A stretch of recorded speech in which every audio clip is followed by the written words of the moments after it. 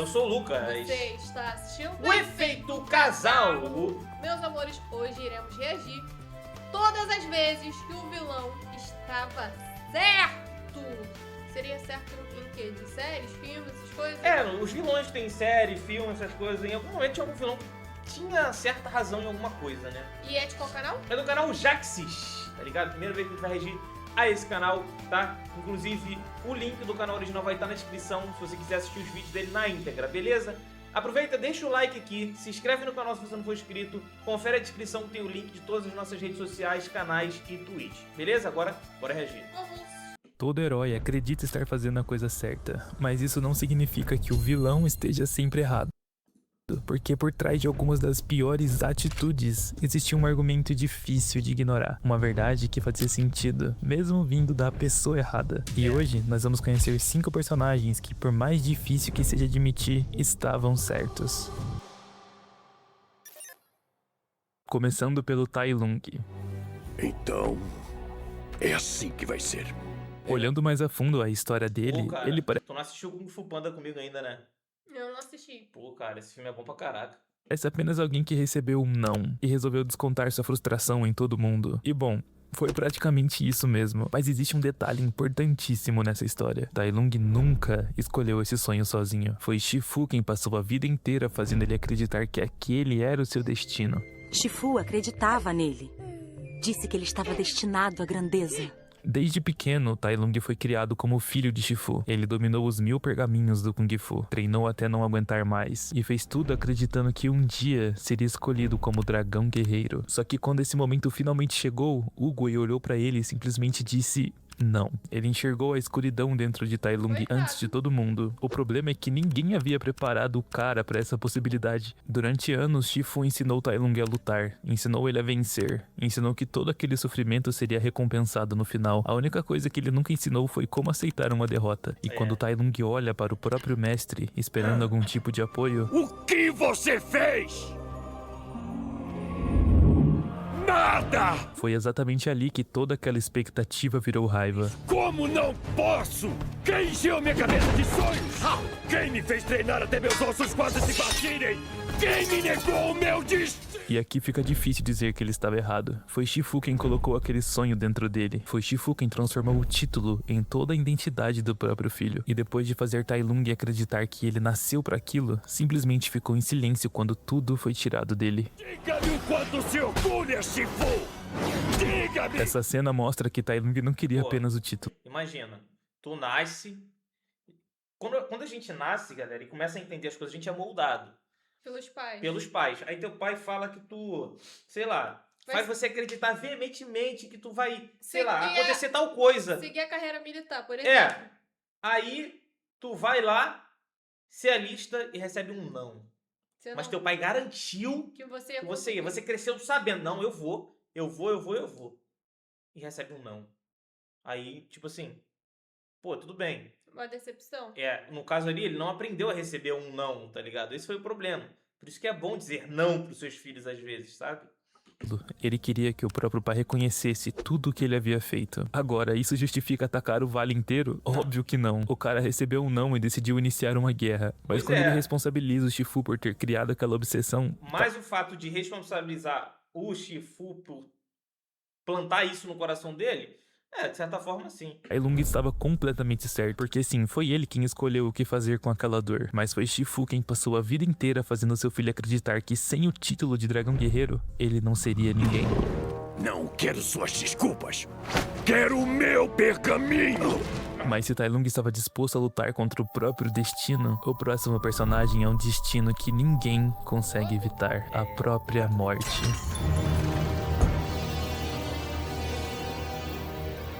Corre, corre, gatito. Em Gato de Botas 2, a morte não começa a perseguir o gato porque sua última vida chegou ao fim. Na verdade, ele ainda tinha uma única vida sobrando. O problema é que ele tratou todas as anteriores como se não valessem absolutamente nada. Ele foi esmagado, atacado por cachorros, caiu de uma torre e até tentou lutar contra um gigante enquanto estava completamente bêbado. Tudo isso porque acreditava que sempre teria outra chance. El capo de botas ri na cara da morte. Depois de assistir ao gato desperdiçar 8 vidas, a morte decide que não vai esperar pela última. Sabe, Eu não sou muito fã de gatos. Eu acho essa ideia de 9 vidas um absurdo. E nessa parte ele está completamente certo. O gato não enxergava suas vidas como novas oportunidades. Ele enxergava cada uma como uma desculpa para cometer os mesmos erros de novo. Por isso, quando percebe quem realmente está perseguindo ele, o herói que ria de qualquer perigo começa a fugir desesperado. Agora a morte também não é nenhuma inocente aqui. Em vez de esperar a hora do gato chegar, ele decide adiantar o serviço porque ficou pessoalmente ofendido. Ele assusta o gato, provoca ataques de pânico e ainda parece estar se divertindo enquanto caça ele. Mas é justamente esse medo que faz o gato entender algo que ignorou durante todas suas vidas. Não adianta ter 9 vidas se você não valoriza nenhuma delas. Quando chega a luta final, ele não está mais tentando provar que é imortal. Ele está lutando porque finalmente encontrou um motivo para continuar vivo. E quando a morte percebe isso, ele guarda suas armas. Viva sua vida, gato de botas. A morte estava errada em tentar levar o gato antes da hora, mas estava completamente certo sobre o motivo, porque uma vida só começa a ter valor quando entendemos que ela pode acabar. O que foi? Suas vidas estão passando diante dos seus olhos? Mas nem todo personagem dessa lista nasceu com algum poder. Na verdade, o próximo precisou construir os próprios. Síndrome! Esse aí do gato de bota foi interessante que essa análise que ele fez. Que realmente ele não valorizava cada oportunidade. Tipo assim, se acontecer alguma coisa comigo... Eu vou reviver, vou tentar de novo. Vou ter outra oportunidade. E a gente tem que viver como se fosse o último dia das nossas vidas. Não perder as oportunidades, fazer o que é certo. Verdade. E é isso aí. O Síndrome. Eu sou de verdade o bastante pra te vencer, amiguinho! E eu fiz isso sem os seus preciosos dons, seus poderes tão especiais! Síndrome não começou odiando os super-heróis. Na verdade, ele era o maior fã deles, principalmente do Senhor Incrível. Quando era criança, o Bochecha não queria destruir seu herói. Ele queria lutar ao lado dele. O problema é que, por não possuir nenhum poder, ninguém levava essa ideia a sério. Voa pra casa, Bochecha. Eu trabalho sozinho. E olhando pelo lado do Senhor Incrível, ele estava apenas tentando impedir uma criança de se machucar. Só que o Síndrome não entendeu dessa forma. Pra ele, aquela rejeição provava que a inteligência, coragem e esforço nunca seriam suficientes. Naquele mundo, você não aprendia a ser um super-herói. Você precisava nascer como um... Malandro! Eu tô fazendo discurso! Eu não acredito! Tá um pouquinho. E bom, aqui o argumento do Síndrome começa a fazer sentido. O cara nasceu sem poder nenhum, mas usando apenas sua inteligência criou tecnologias capazes de enfrentar os heróis mais poderosos do mundo. Ele podia voar, controlar objetos, disparar energia e fazer praticamente tudo que alguém com superpoderes conseguiria fazer. Ou seja, Síndrome provou que os supers não eram seres inalcançáveis. A principal diferença é que eles receberam seus poderes por sorte, enquanto ele precisou construir cada um dos seus. Vou vender minhas invenções pra todo mundo poder ser super-herói. Todo mundo pode ser super! Essa frase explica perfeitamente a sua motivação. Síndrome estava certo ao dizer que nascer com poderes não torna ninguém automaticamente melhor. E também provou que uma pessoa comum poderia alcançar o mesmo nível de um super-herói. Só que ele não queria acabar com a desigualdade. Queria apenas inverter as posições, para finalmente olhar de cima para as mesmas pessoas que um dia olharam de cima para ele. E o heroísmo que eu vou dar pra eles vai ser mais espetacular do que qualquer um já viu até agora! E falando em alguém que levou uma rejeição longe demais, chegamos ao Ken, de B-Movie. Sim, o cara que perdeu a namorada com uma abelha. Porque a vida dela vale menos do que a minha? Mas que pergunta é essa? Durante B-Movie, Ken é tratado como um namorado ciumento Sei. que perdeu completamente a cabeça. Adoro cheirinho de flor. Eu não assisti. E também gosta do cheiro das chamas? Nem tanto.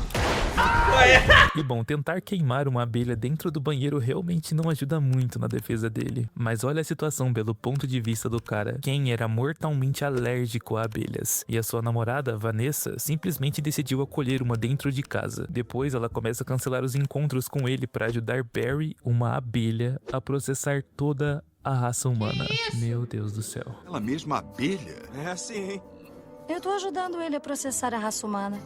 Coitado do cara, mas ainda piora, porque quando Ken aparece novamente no apartamento, ele encontra Barry sentado no lugar dele, jantando, brindando e rindo com a namorada dele, no maior clima de romance. Que sacanagem, O cara. cara foi trocado por uma abelha. Por uma abelha. Puta merda, hein? Ô, mulher, calma aí, cara. Oi, pessoal. E a Vanessa ainda recebe o Ken Aí ela deve falar, ai, desculpa, ele fura melhor do que você. Que isso? falando: Eu achei que você não viesse. Aí ela fala, pelo menos a picada da abelha dói. Qual foi? Oi, Lucas. Quem tenta explicar que aquela situação não é normal, só que, em vez de escutar o próprio namorado, Vanessa continua defendendo Barry, enquanto ele fica provocando o cara. Então sim, Ken exagerou um pouquinho, mas ele também era a única pessoa daquele filme que parecia normal. Então, vendo isso pelos olhos dele, ele nunca esteve errado. Acha que eu não sei o que você está fazendo? Mas agora, saindo do problema mais absurdo desse vídeo, chegamos ao personagem mais difícil de jogar, Miguel O'Hara.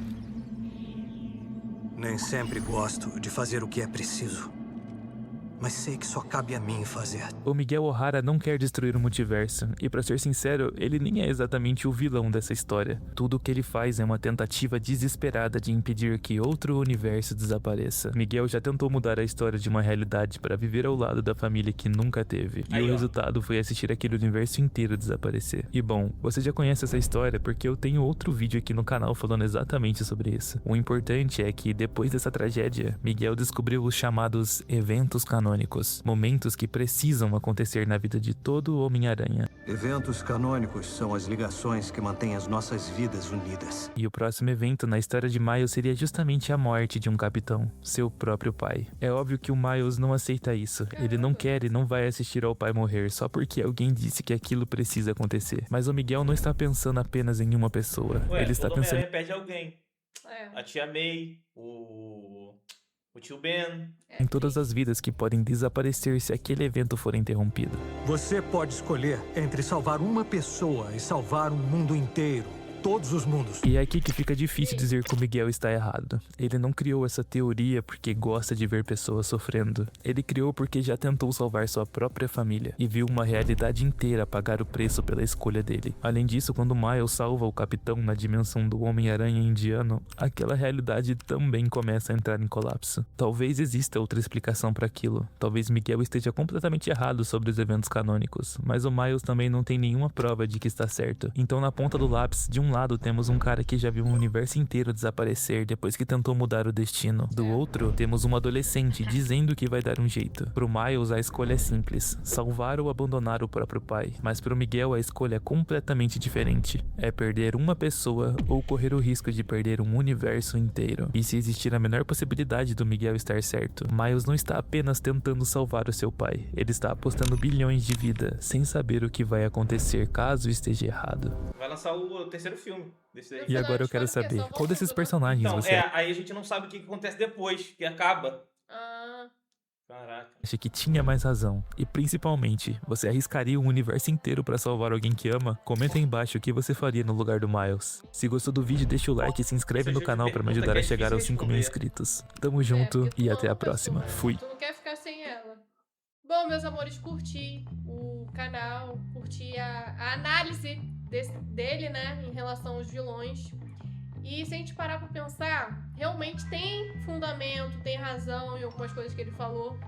E se não tivesse os vilões, não teria roteiro. Como seria chato se tudo realmente desse certo pros protagonistas, pras pessoas certinhas. Porque a nossa vida é isso, sempre tá em altos e baixos, sempre. A gente não tá sempre feliz, sempre acontece alguma coisa que deixa a gente um pouquinho triste, desanimado. E essa é a minha opinião sobre os vilões. E você? Então, ali, eu não vou dizer que eles estão certos, mas em alguns pontos, eles têm um pouco de razão. Por exemplo, o Tai Lung, ele... é justificável ele culpar o Shifu pelo que aconteceu. Por ele ter incentivado ele a tudo e no final só receber um não. Mas também não é louvável o que ele fez depois, que é uma guerra. O Miguel, ele tenta impedir uma coisa que ele já viu acontecer. Sabe o que eu lembrei? Do Eren, que muitas pessoas concordam com a atitude dele e outras não. É, divisão ali, é divisão também. Divisão. Tem gente que acha que o Thanos estava certo, entendeu? Em alguns pontos. E eu também concordo que em alguns pontos sim ele estava certo, entendeu? Enfim. É isso, rapaziada. Comenta aqui se tem algum vilão que você acha que estava certo e a gente julgou ele, ou enfim, você entendeu. O link do vídeo original tá na descrição, rapaziada. Se você gostou da nossa reação, deixe seu like, se inscreva no nosso canal e você assistiu o Efeito Casal.